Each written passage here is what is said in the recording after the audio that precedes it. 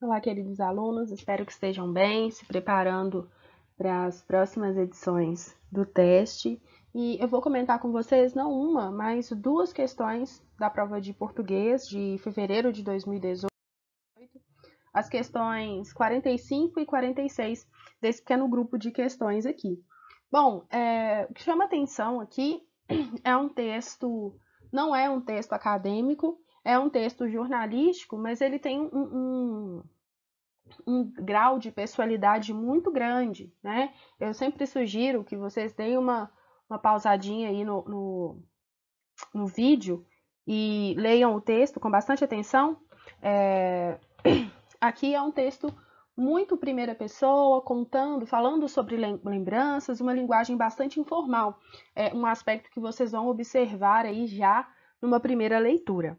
Bom, antes de tratar de aspectos do texto, né, vamos à pergunta. Olha, na organização do texto, percebe-se que o autor. Então, essa questão, ela não trata de assuntos do texto propriamente dito, né, de aspectos ali diretamente relacionados ao texto. O que essa questão quer saber? Como esse texto se organiza.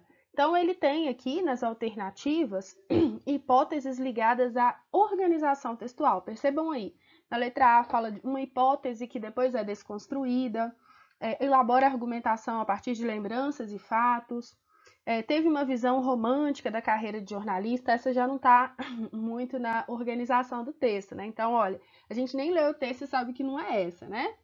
Utiliza reminiscências para reforçar sua concretização vocacional, recorre à metáfora do colete e do capacete como indumentária para o conflito. Então, aqui de cara, sem ler o texto, a gente já tirou uma questão. Mas vamos perceber a organização desse texto.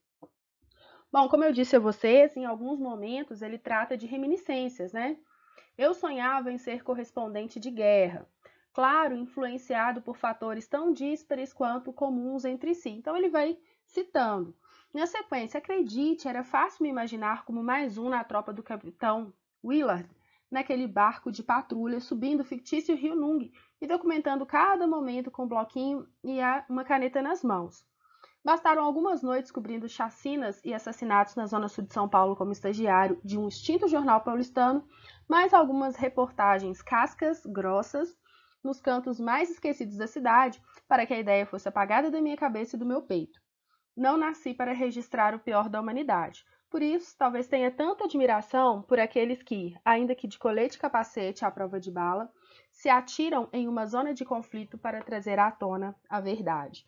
Bom, então ele fala sobre desejos, né? A intenção, qual que era a intenção, o desejo dele, que era ser correspondente de guerra, e ele vai mostrando como ele desconstrói um pouco esse sonho, né?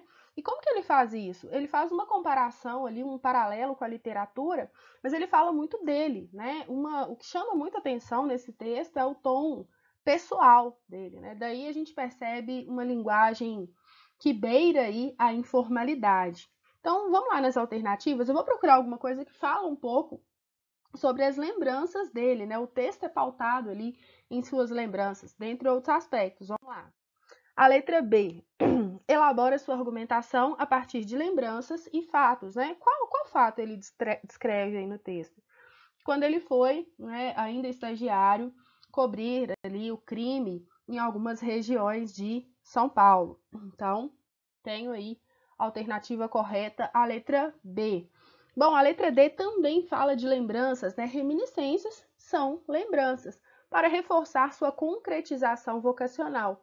Não necessariamente, ele fala de profissão, né? Mas não, ele usa as lembranças só para falar sobre vocação, sobre a sua vocação, mas não sua concretização vocacional. A palavra concretização aí torna a letra D equivocada. Talvez seja essa a confusão aí nessa questão, a discordância em relação ao gabarito. Bom, na sequência, na questão de número 46, observando-se atentamente o nível de linguagem adotado no texto, pode-se afirmar que ele serve como um bom exemplo de correção de linguagem para os padrões contemporâneos do jornalismo, o que lhe permite o uso eventual e tradicional de formas tradicionalmente rejeitadas na língua padrão, como Bom, então aqui tem palavras estrangeiras, parênteses explicativos, mescla entre poesia e prosa. Bom, todas essas, né, elas aparecem de certa forma no texto jornalístico.